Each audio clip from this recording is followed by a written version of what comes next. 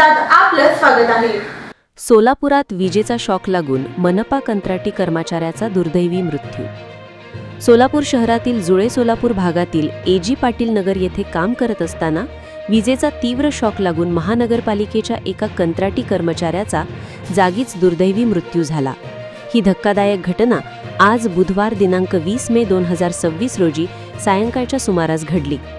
इस्माईल सलीम पटेल वय 32 राहणार गजानन नगर होडगी रोड सोलापूर असे मृत पावलेल्या तरुण कर्मचाऱ्याचे नाव आहे।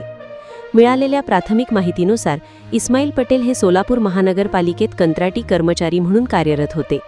आज सायंकाळी ते एजी पाटील नगर परिसरात आपले शासकीय कर्तव्य बजावत असताना अचानक त्यांना विजेचा तीव्र झटका म्हणजे शॉक लागला।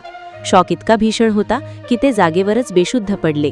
या घटनेनंतर परिसरातील नागरिक आणि सहकाऱ्यांनी तातडीने धाव घेत त्यांना सोलापूरच्या श्री छत्रपती शिवाजी महाराज सर्वोपचार रुग्णालय म्हणजे सिव्हिल हॉस्पिटलमध्ये दाखल केले।